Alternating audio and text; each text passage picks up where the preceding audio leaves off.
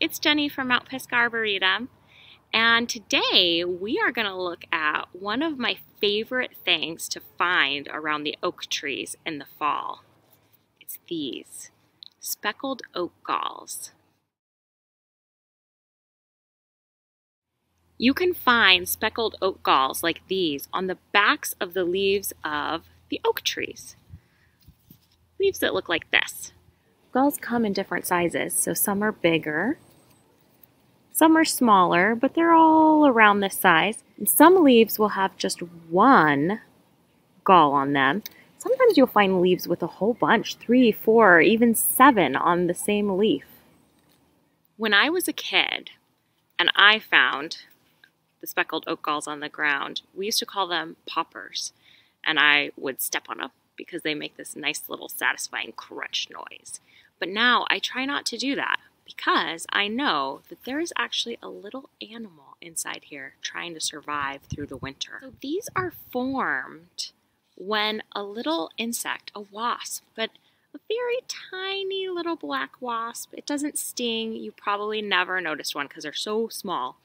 And they, at the end of the spring, come and lay their eggs on the inside of the leaf. And then the tree senses that there's something weird in its leaf and it tries to get rid of it. So it tries to push it out and it creates this little gall for the wasp to live in. So the tree actually makes the gall, not the wasp. The tree's doing all the work for the wasp. Here's what galls look like earlier in the summer. They still have a little bit of green to them. They start out a really green color like the leaves that they form on. And then as the summer goes on, they get darker and more brown. So let's open one of these galls and see what we can find inside. Ooh.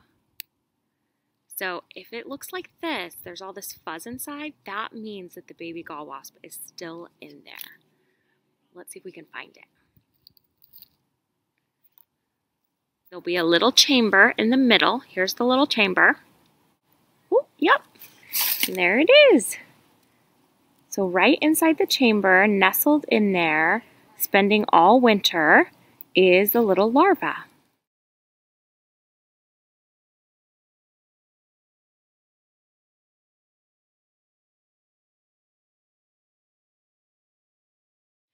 Sometimes you'll find a gall that has a hole in it, and that's often the sign that another insect has come inside and eaten the baby gall wasp.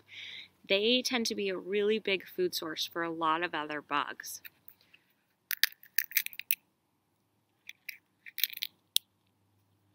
Yep. So I opened it up. That fuzz that we saw before, it's missing. There's no fuzz. It's brown stuff, brown little balls. So that is frass, which is the scientific word for insect poop, if you ever want to impress someone. If you see frass in there, you know another bug came in and ate the baby gall wasp, because the baby gall wasps, they do not poop the whole time they're in the gall.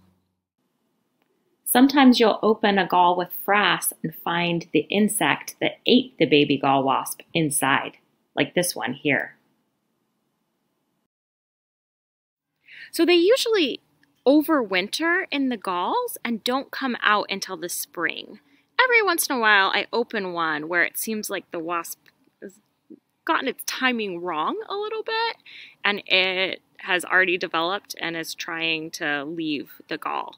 But usually it'll sleep all winter in the gall and then come out in the spring.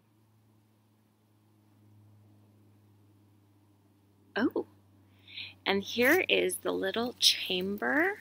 See that? Yeah, that it lives in.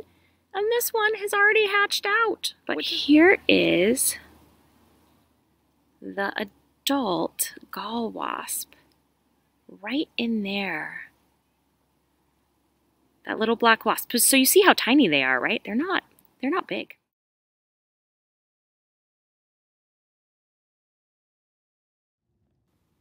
The next time you see a speckled oak gall on the ground, remember not to step on it, because this little critter is trying to survive in there through the winter.